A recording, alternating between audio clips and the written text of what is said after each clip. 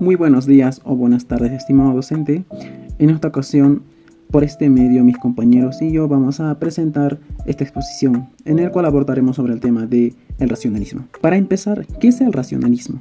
El racionalismo es una corriente filosófica que sostiene que la razón es la principal fuente de conocimiento humano.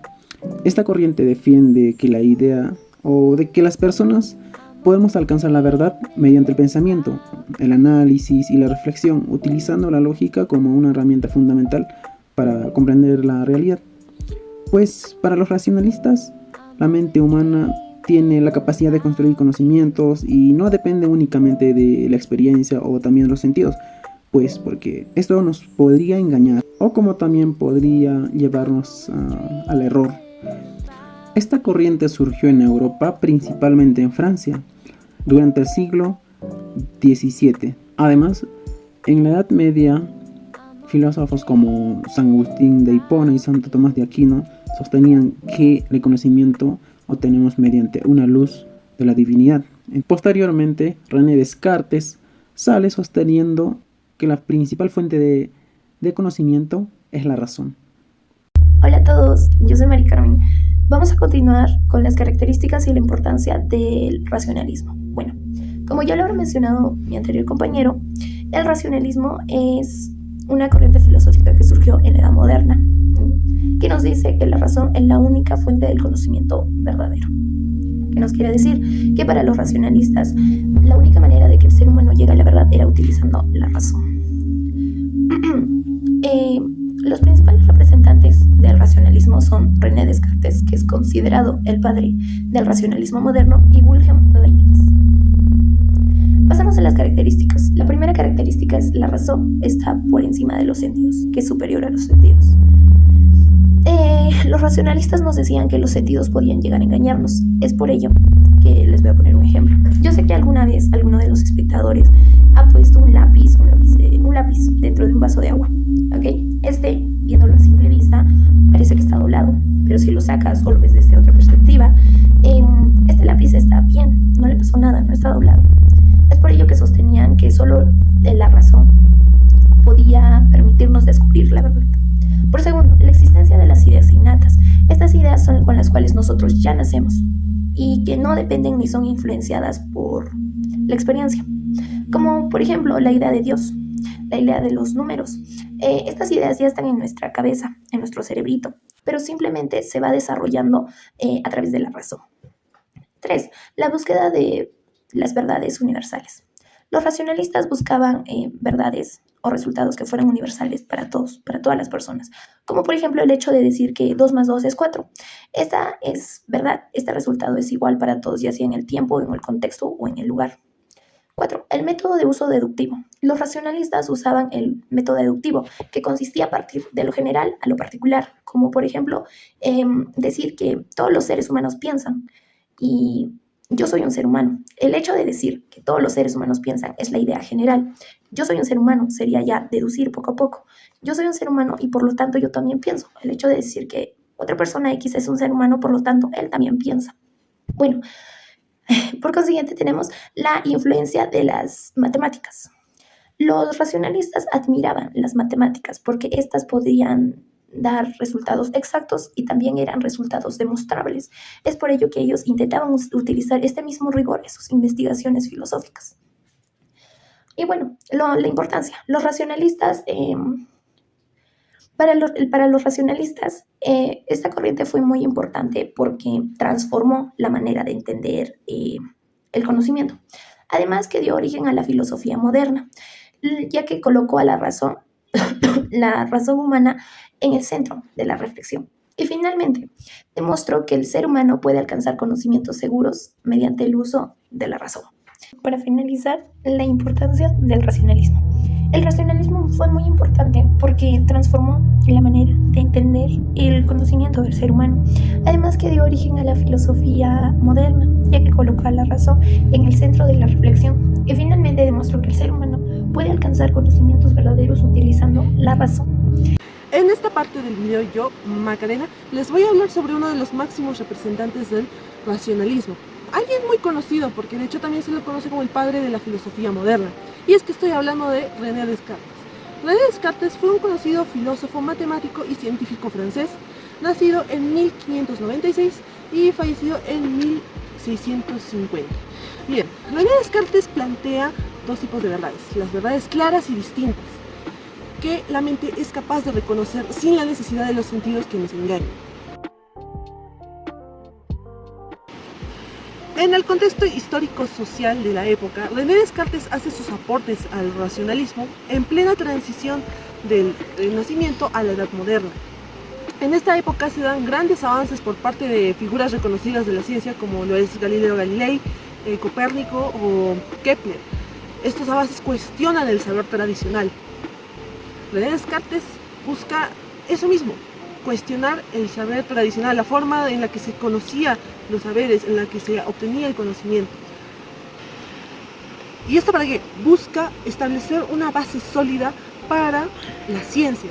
El conocimiento tiene que ser firme, sin inmutarse. ¿Para qué? Para que se utilice de base en la ciencia moderna.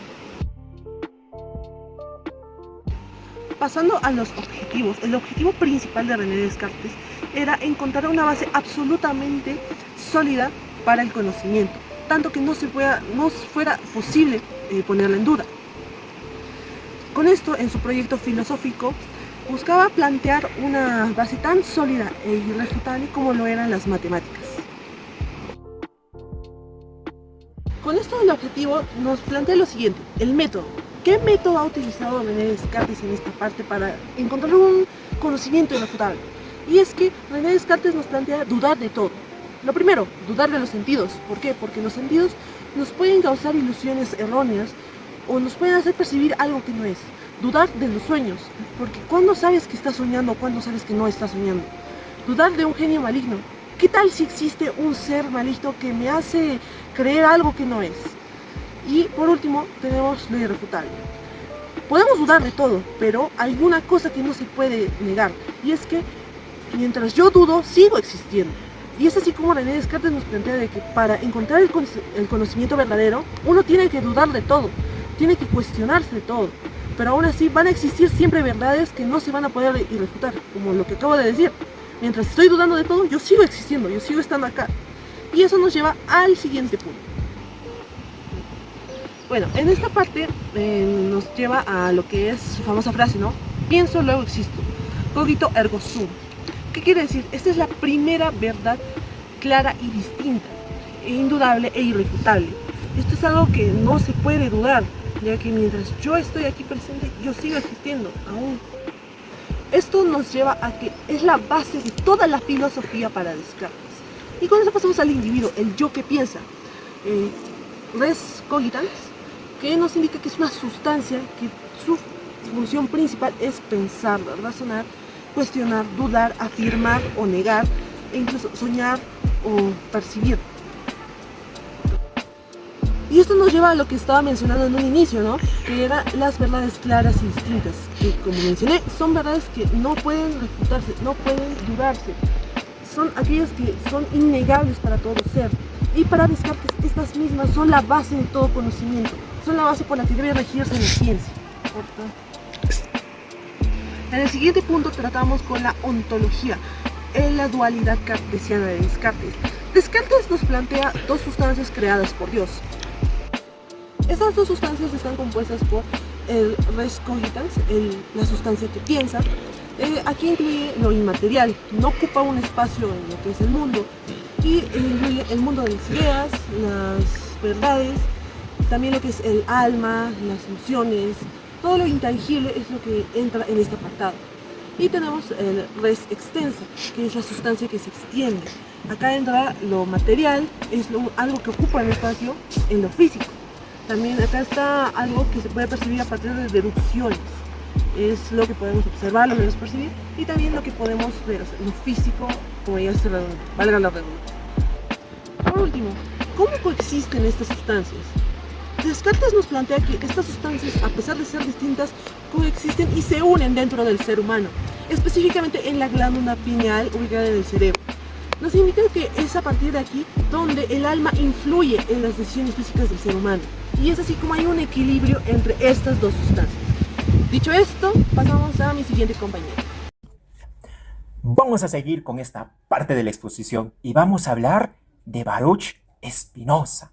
¿Quién es Baruch Spinoza? Spinoza es un filósofo racionalista que vivió entre los años de 1632 y 1677, ¿ya? Y una de las ideas principales de Spinoza era pues justamente la razón. Él decía que la razón guía nuestras acciones y nos ayuda a tomar mejores decisiones. Por ejemplo, cuando una persona se deja llevar por el enojo o por los impulsos, ¿qué pasa? Muchas veces termina arrepintiéndose, ¿verdad? Pero cuando una persona piensa con calma, las cosas le salen mejor, va a actuar de una mejor manera, ¿ya? Spinoza también habló mucho sobre las emociones. Él pensaba que las emociones pueden llegar a dominarnos si no aprendemos a comprenderlas, ¿ya? Por eso decía, entender nuestras emociones nos ayuda a vivir de una manera más tranquila y con mucha más libertad, ¿ya? Otra de las ideas importantes de Spinoza era pues de que él decía que Dios y la naturaleza son una sola realidad. O sea, todo está conectado. El universo, las personas, la naturaleza forman parte de algo único, ¿ya? Por eso decía, ¿no? Dios y la naturaleza son una sola realidad. Y eso ha sido la filosofía de Spinoza. Muchas gracias.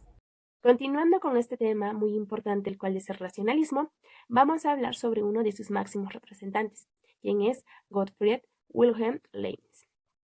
Leibniz fue un filósofo, matemático y científico muy reconocido, el cual nació el 1 de julio del año 1646 en Alemania, y es considerado uno de los intelectuales más importantes de la época moderna. Esto debido a sus grandes aportes que tuvo en diferentes áreas del conocimiento. Ahora, Leibniz sostiene que la principal fuente del conocimiento es la razón, ya que nos dice que no es necesario experimentar algo para conocer la verdad, simplemente podemos conocer esa verdad pensando de manera lógica. Bien, ahora hablemos sobre los aportes que tuvo Leibniz en las matemáticas. Leibniz desarrolló de forma independiente lo que es el cálculo diferencial, es decir, que llegó a estas ideas mediante investigaciones propias. Ahora, el cálculo diferencial es un tema muy importante que sigue siendo desarrollado en áreas como las matemáticas y la física. Además de eso, creó símbolos muy importantes como el símbolo de la integral, el cual es representado con la letra S. Esto porque la S es la inicial de una palabra latina que es suma. Ahora, ¿por qué se le atribuyó este nombre? Porque una integral es la suma de pequeñas cantidades infinitas. También creó el símbolo de la notación diferencial, que representa un cambio muy pequeño o como su propio nombre lo dice, un cambio diferencial. Ahora, Leibniz pensaba que la razón podía expresarse mediante los símbolos, algo así como las matemáticas. Por eso tuvo gran influencia en áreas como ingenierías, economía, arquitectura, incluso en la actualidad lo que es la inteligencia artificial. Por eso decimos que Leibniz no solo fue uno de los creadores del cálculo diferencial, sino que también creó la notación, que sigue siendo usado hoy en día en las matemáticas, y también el sistema binario. Por eso es uno de los matemáticos más importantes e influyentes de la historia. Bien, ahora hablaremos sobre la teoría de las mónadas. En filosofía, Leibniz nos propone que el universo está compuesto por unidades simples llamadas mónadas. Es decir, que todo debe tener un origen. Y para esto nos explica que Dios creó las mónadas para dar origen al universo. Nos dice que las mónadas son pequeñas unidades individuales, pero al juntarse forman algo grandioso. Nos dice que estas mónadas no tienen forma ni color, que son sustancias indivisibles y que no pueden separarse ni destruirse por medios naturales. Pongamos un ejemplo. En un salón de clases, cada estudiante es una mónada. Cada uno actúa y piensa de forma independiente, pero hay un momento en el que nos coordinamos. Por ejemplo, cuando el profesor entra, todos tomamos asiento. O cuando el timbre suena, todos salimos. O a la hora de dar un examen, todos nos ponemos a responder. Entonces, es como si actuaríamos como si estaríamos perfectamente sincronizados. Es así que nos explica que funcionan de manera coordinada y todo esto se da gracias a una armonía establecida por Dios. Bien, en conclusión, Leibniz propone que el universo está completamente ordenado y que es racional, y todo esto gracias a la armonía preestablecida por Dios. También nos explica que el único fuente del conocimiento es la razón, y que para llegar a la verdad solo debemos usar la lógica. Es uno de los filósofos más importantes que tuvo gran influencia en la filosofía, las matemáticas y la ciencia, y es uno de los más grandes representantes del racionalismo junto a Descartes y Spinoza. Vamos a hacer la comparación entre el racionalismo y el empirismo. Primero, todo parte de una sola pregunta, que es ¿de dónde viene el conocimiento? Y segunda, la respuesta, que desde esta perteneces a una filosofía completamente diferente. Como sabemos que el racionalismo dice que nosotros nacemos ya con ciertas ideas dentro de nosotros, ideas que no necesitamos comprobarlas porque ya están ahí. Y usando la lógica podemos decir de que si nosotros queremos descubrir nuevas verdades, no es necesario salir a observar al mundo, ni ver nada, ni experimentar nada. Mientras que el empirismo dice exactamente lo contrario. Este dice que nosotros al nacer la mente está completamente en blanco, que no hay nada y que todo lo que sabemos después es gracias a nuestros sentidos y a la experiencia. Bien, en estas, para diferenciarlas entre estas dos corrientes, en la que más se diferencian, se podría decir, es en sus límites. Y el empirismo tiene uno bastante serio, quien es el filósofo David Hume, que nos los demuestra de manera clara. Y para entenderlo mejor, vamos con el ejemplo de los cisnes. Los europeos durante siglos vieron a los cisnes, vieron que uno era blanco, que 5 eran blancos, que 10 eran blancos, y entonces llegaron a la conclusión de que todos los cisnes eran blancos gracias a esta observación. Básicamente esto es el empirismo, lo que es más se enfocan en se podría hacer observaciones particulares para llegar a una regla general. Mientras que esto se podría decir que este es su gran problema, porque cuando los exploradores fueron a Australia, vieron cisnes negros. Entonces basta una sola observación para destruir esta conclusión que aparentemente parecía bastante sólida. Mientras que el racionalismo, que no es perfecto por supuesto, y que tiene una fortaleza bastante clara, que estas sí nos pueden dar verdades absolutas o universales, esta sí tiene una dificultad, se podría decir, o una limitación. Esta es más como que tienen verdades bastante aceptadas, como la matemática, la lógica, que no necesitan comprobarse porque son aceptadas en cualquier lugar y en cualquier tiempo. Por ejemplo, que 2 más 2 es 4, que por supuesto es una verdad absoluta, no nos ayuda a ver cómo es que funciona el mundo real, cómo es que cae la lluvia, cómo es que se curan las enfermedades, cómo ocurre la erupción de un volcán. Entonces, para saber esto, es necesario que nosotros salgamos a observar. Entonces, esto es el empirismo, que nos ayuda, porque este está ligado a la realidad. Y ya por último, es importante mencionar a Immanuel Kant, un filósofo alemán que en su libro de 1800, y lo lanzó en 1871, si mal no me equivoco, y si no, ahí está la corrección, en su libro de la crítica de la razón pura, trata de demostrar esto. Y aquí nos explica que tanto el empirismo y el racionalismo, que es el a priori y el a posteriori, son como mitades de un cubo que se necesitan mutuamente para poder funcionar bien. Bien, con esto doy por finalizado el video.